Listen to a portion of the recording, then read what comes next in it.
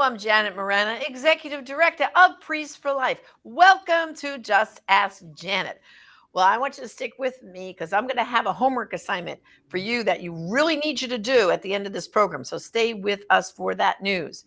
And now we're going to talk about abortion internationally. I know very often, we think about here Roe v. Wade, overturning Roe v. Wade, which we're making great progress. But we also have to understand we're big influencers here in America. We influence what happens all over the world, when it comes to politics, when it comes to abortion, when it comes to a whole host of things. People look to America. And right now, as you know, we have an abortion hungry, loving president and vice president and the whole Democratic Party. There's not an abortion they don't like. But there's some bright light good news happening. And that's what we're going to talk to you about today. And joining me, I'm going to read you a little bit about this marvelous woman. Her name is Valerie Huber. And she has been involved in women's health issues at both domestic and international levels since joining the Department of HHS in 2017. And she has more than 15 years experience leading programs that advocate for and invest in the lives of children and young women and men. Before joining the administration, she co-founded and served as president and CEO of a national organization that empowers young people to make healthy decisions in relationships and life. Before that, she was a public health advocate at the Ohio Department of Health, overseeing programs serving almost 100,000 students each year. And of course, she is very involved now, and she's a special representative for the Global Women's Health at the department HHS. And they launched, back when she was with the department, the Geneva Consensus Declaration at the United Nations. And that's going to be our topic we're going to talk about today. So welcome to the program, Valerie. Thank you so much for having me, Janet. I'm very excited to talk with you today. Well, first of all, you worked under President Trump at the Department of HHS. And so that's when that department had a breath of fresh air after Obama. And it had more of a pro-life presence now, didn't it? I know it saved Priests for Life and the Little Sisters from the Obama HHS mandate. So just explain about that difference of what happened when you started working there under President Trump. Oh my goodness.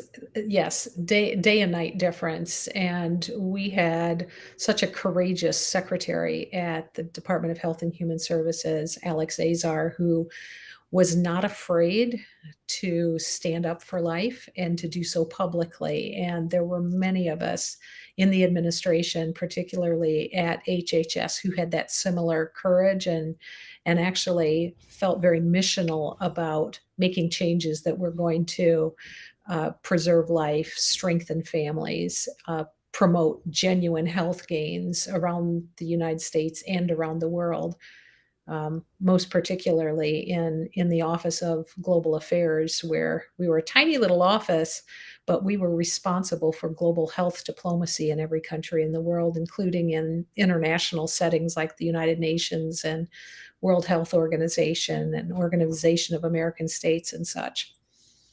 And Valerie, I don't think people realize that who's ever in charge in our government, whether it's the Republican Party that, of course, leans pro-life, or the Democrats that leans loving abortion, that affects our work overseas internationally. And so when you were at the Department of HHS and dealing with global affairs, you were able to do this Geneva Consensus Declaration, right?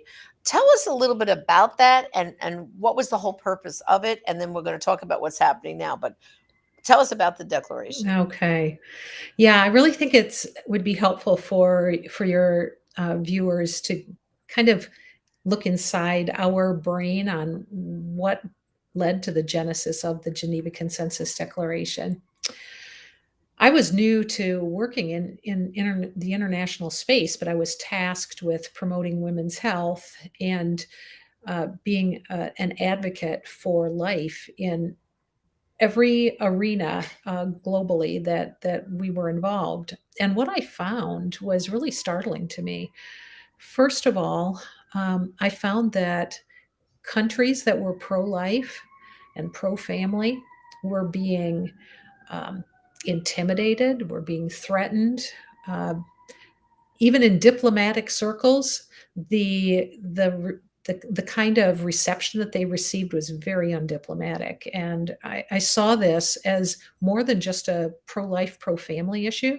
I also saw it as just a human justice kind of issue, because the sovereign right of countries to be able to legislate on these very core issues to their own existence were really um, being challenged. And some countries, even those that were very pro-life, were intimidated into silence in international settings, and even in their own countries were being pressured to change their laws. And some of them did change their laws thinking that it wasn't going to really impact life, but there were nuances in the things that they agreed to that they didn't understand, or were told that they actually meant something different than they did. And it was just egregious to me. And when I began hearing these stories from one country after another country after another country, I thought, we need to do something. And as you know, the Trump administration was probably without question the most pro-life administration that we've ever had here in the United States. And yet we knew that in these international spaces, that if we just made strong statements and represented just the United States when we left, it would be kind of like taking a finger out of an ocean. That we needed to do something to protect the countries, to work in common together and create a coalition that wasn't led specifically by the United States, but that countries would come together, large and small, having equal voice to support those core values of life and family in a declaration. So what So we, now, yeah. go ahead. No, so the declaration itself, then, what does it exactly say that countries are signing on to? Yeah. So we knew that a declaration could be something that could be introduced in the United Nations, the World Health Organization, and other places, but even apart from those international bodies, it would stand alone as an agreement that the signing countries would stand for four pillars in particular within the declaration. The first was that all of these countries would work together to promote and expand women's health and thriving. As I'm sure you know, and many on that are listening today know, here in the United States, we have it pretty good.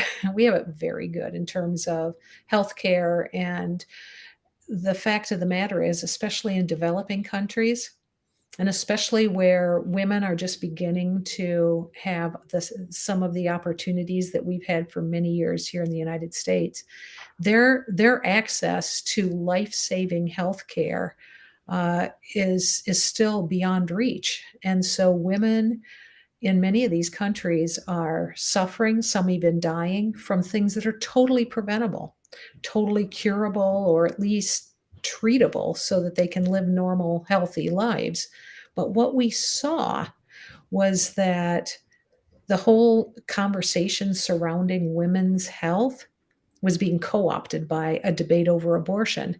And that debate was never going to have agreement among all of the nations of the world. And so who were the losers in all of this? Well, it was those women who, just beyond reach, could have those medicines, could have clinics with running water and electricity, but they weren't able to get them because abortion advocates were derailing that conversation. So that's the first pillar.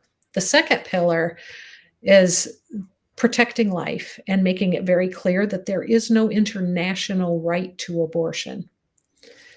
Connected to that, the third pillar is that the family is foundational to every healthy society and it must be protected. And then the fourth pillar is that every country should have the sovereign right to make their laws defending each of those preceding pillars without external outside influence, whether it be an international body like the UN, progressive countries, or NGOs who are trying to make abortion a reality in their country. Yeah, and Valerie, you think about it. For the 4 years we had President Trump in the White House, um, any aid we gave overseas did not have abortion or contraception married into it. But now with the Biden administration, some of these very, very pro-life countries, they like they have to choose our principles of not wanting abortion in our country, and you can keep your condoms and your birth control pills, or we're not going to get aid just for basic to help us, like with water supply and food and other things. I mean, that's the situation now, isn't it? That with the Biden administration, it's like they're forcing them not to get aid if they take the other. It's like a package deal, right?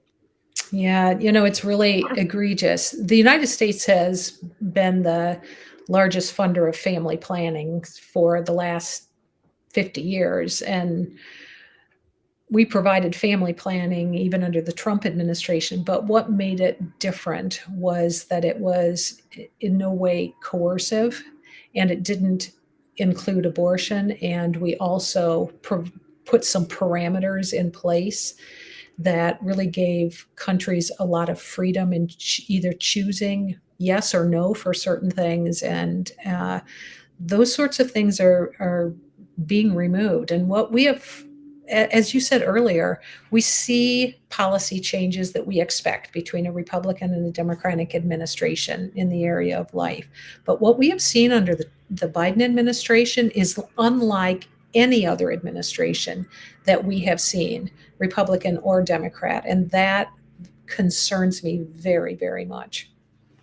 And when you say this is concerning you, what more extreme things are they doing that we have to be aware of?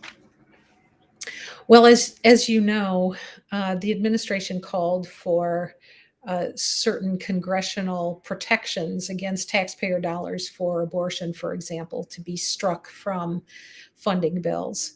This has never been a realistic possibility.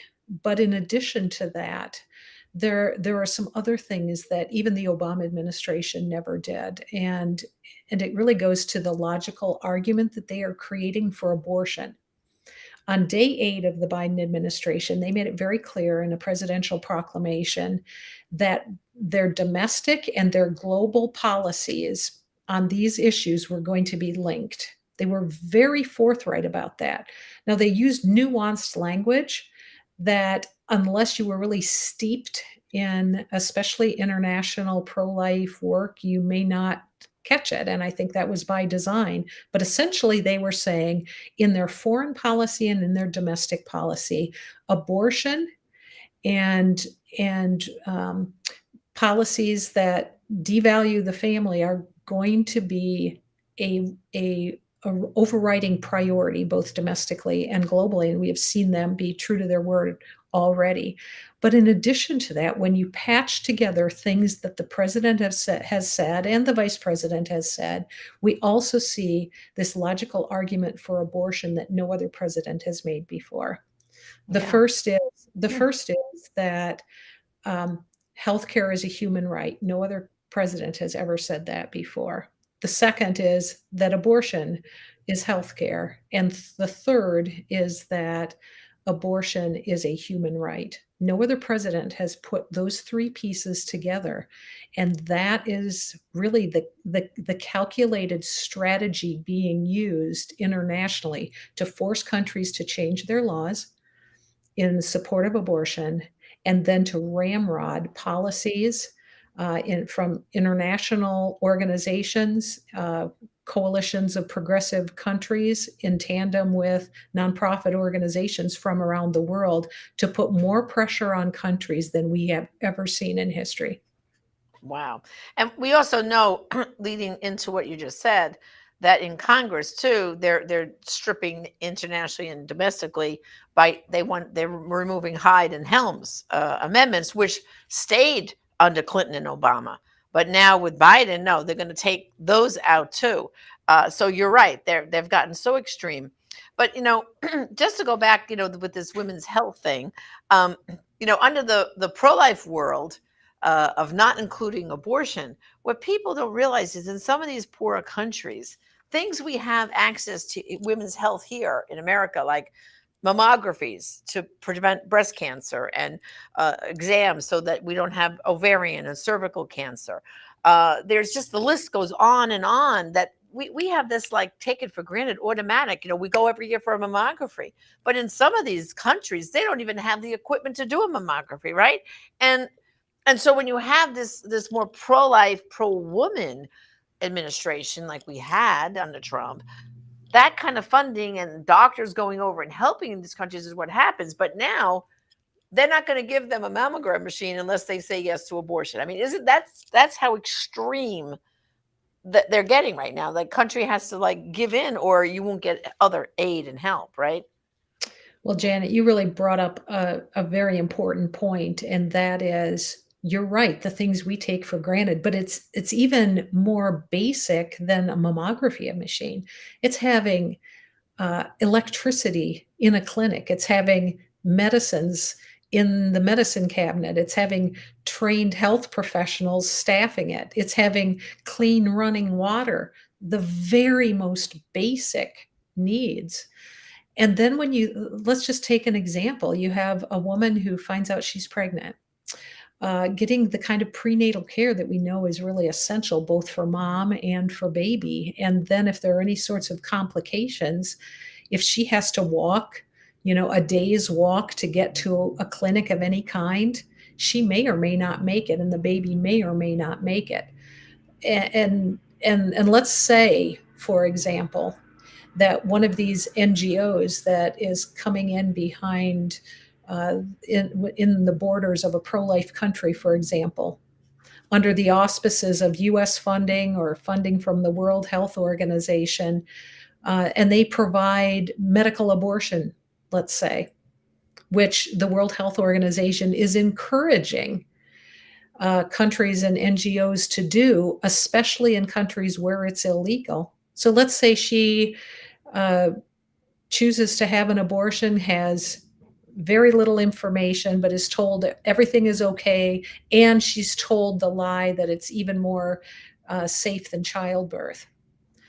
And let's say something does go wrong, which is, especially given the parameters that are realities for a woman in a developing country. Let's say she hemorrhages and needs to immediately go to a clinic, and there's not one within kilometers and kilometers and kilometers, and there is no health assistance for her whatsoever. What are her chances? And we already know the chances for the baby, uh, but oftentimes these women are only given a part of the information, and they don't even have any kind of medical care to give true medical information to her. It's on so many levels. It is wrong. It's dangerous, and it must be prevented. So now the Geneva Consensus Declaration, how many countries have signed on? And I think we just recently had a country last week sign on. So Yeah. tell us a little bit about that. Well, we were very intent that when we started working towards standing up the Geneva Consensus Declaration and the ensuing coalition, that it not just be centered in one region of the world, but that in fact it would be worldwide. And so there were regional leaders in each of the major regions: Brazil, Egypt, Hungary, Indonesia, and Uganda were the regional leaders, and the United States. Um, and then we had countries agree within those different regions to be a party to it. We ended up having 35 countries representing more than 1.6 billion people from each of those regions of the world. That declaration was signed on October 22nd, 2020. So we are approaching the 1-year anniversary of that. And just 10 days prior to its anniversary, we were so excited that Guatemala signed on as the newest member. That's amazing. And of course, sadly, I think President Biden took us out, right? He canceled us being in this agreement, correct? Right. So on day 8 of his administration, he signaled that the United States was going to remove its name from signing, um, and then sent a communication to all the other countries saying that they were going to that we were going to be removed, and communicated the untruth that because the US was removing its name, the document was essentially a dead letter. Well, not only is that false on its face, because that's not how coalitions work. Members can come and go, but the coalition remains as long as there are members remaining. So it moved from 35 countries to 34 countries, still representing every region of the world and still representing a sizable number of the population. However, the fact that the president of Guatemala made a very public statement last week saying with just courageous words that Guatemala is a pro life country and that they were very happy to become the newest member of the Geneva Consensus Declaration. I believe that their signing on does a couple of things. It not only brings the number back up to 30 from 34 to 35, but it also communicates to all of the other 34 countries that this is not only a coalition that is alive, but it is growing. And I would not be at all surprised if, as a result of the president of Guatemala's actions, that additional countries will come on board as members, particularly in Latin America. And we really hope that to be the case. Yeah, I mean, I could picture Latin America. I think even a lot of the Caribbean countries, I would guess, would be another ripe area. Because the people of I've been to quite a few of those countries, and the people in their heart and soul, they're pro-life. I mean, Yeah. I was in Jamaica a few years ago speaking because they were trying to make abortion legal in Jamaica, and of course, we got there, came in with talks and Silent No More and the women's testimonies, and we were able to hold it at bay. I think it's starting to bubble back up again. It's just because the forces of evil, they don't give up. And they particularly prey, I think, on these small countries because they feel they're so impoverished on other arenas that they can kind of come in and just their tentacles get in there. So it seems to me we have the best chance with the smaller countries coming on board. And there, Valerie, there's one more thing I want to remind everybody. They don't understand, I don't think, how extreme we are here in America on abortion. Abortion to birth, and excuse me, you brothers and sisters, most of Europe only allows abortion in the first trimester only. And the countries that allow it to birth, like America, are countries like Russia and China and a lot of the communist socialist countries. So, like, is that what you want to be proud of? That you're just like China and Soviet Union? You want to kill babies to birth? Or, I mean, shouldn't we be dialing back? The country that was, founded on freedom is the country that's doing the most killing of the unborn. It's just ironic. So, uh, You know, it, yeah. yeah, no, go ahead. You, well, I just want to say it's so true. In addition to that, I think a lot of Americans don't realize that if you are pro life, our pro life work and stance can't stop at our borders.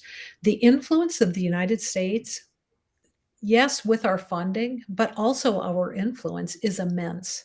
And it can either be used um, for good or for evil. And in the area of promoting abortion internationally, too often it's for evil. And that's the season we're in the United States. And so Americans need to know not only what the American taxpayer is paying for in international assistance, but also how the good name of the United States is being really marred by our taking on really radical ideological agendas as the foreign face of the United States. It's really an embarrassment But more than that, it's really wrong.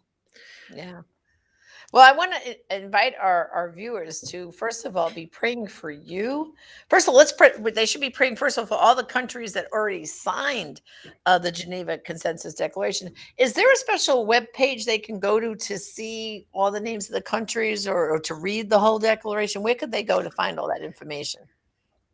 Well, our website is just being constructed right now. So, right now we have a landing page, but all of that information is going to be on our landing page, I mean, on our website very soon. And it is the IWH.org, which stands for the Institute for Women's Health, the IWH.org.